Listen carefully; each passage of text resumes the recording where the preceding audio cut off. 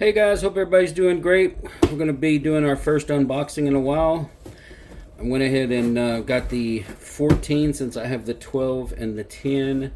Eventually I will get the 8, but definitely wanted to get the 14 knocked out of the way.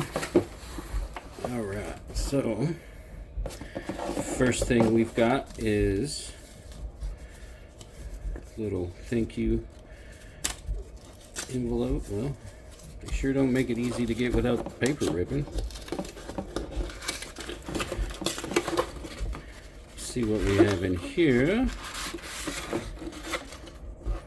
Alright, we got some cool Yeti stickers. Alright, those are cool. Got a registration form. We got the care and use form.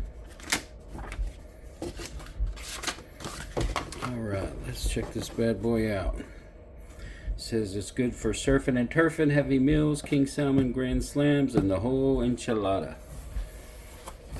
Alright, there she is. I do have to say that, you know, of course I've said it before, but, you know, when Yeti took over ButterPat, so a lot of people thought that they were going to, you know, mess it up. But man, I tell you, I think they did a really good job. The only thing I know that they did was make the bottom a little thicker. That's just going to make it hold the heat better. But it's a very pretty pan. It's really smooth. I don't see any little spots or anything on it. It's built for the wild, man. Can't wait to use this thing. Well guys, that's about it.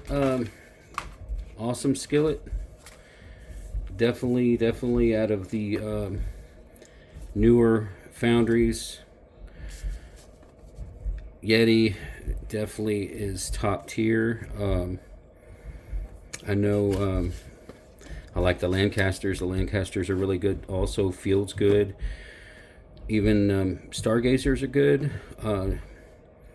You know, I don't have much luck with the Smithies, but I like pans that actually hold the seasoning and not peel off, you know.